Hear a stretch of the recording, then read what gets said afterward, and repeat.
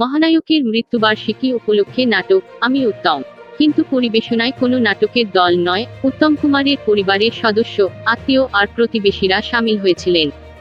1 ঘন্টা 12 মিনিটের এই নাটকে অভিনেতার জীবনের কিছু উল্লেখযোগ্য ঘটনা তুলে ধরা হয়েছে। পেশাগত জীবন, তার পছন্দ, অবসর যাপন এই নাটকের উপজীব্য, কিন্তু মহানায়কের ব্যক্তিগত জীবনকে সচেতনভাবেই বাদ দিয়েছেন তারা।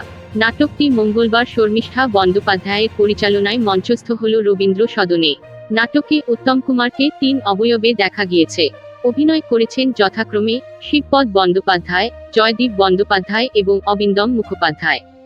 উল্লেখ্য, শিবপদ সম্পর্কে উত্তম কুমারের নাতি মলিনা দেবীর চরিত্রে অভিনয় করেছেন মহুয়া চট্টোপাধ্যায়।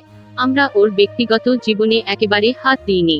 ওথেলো, রক প্রসঙ্গ, মাসিমা মালপো খামু ইত্যাদি বিখ্যাত ছবির কিছু দৃশ্য তুলে ধরেছি আমরা। ছবির বাইরের জীবনও দেখিয়েছি কিছুটা।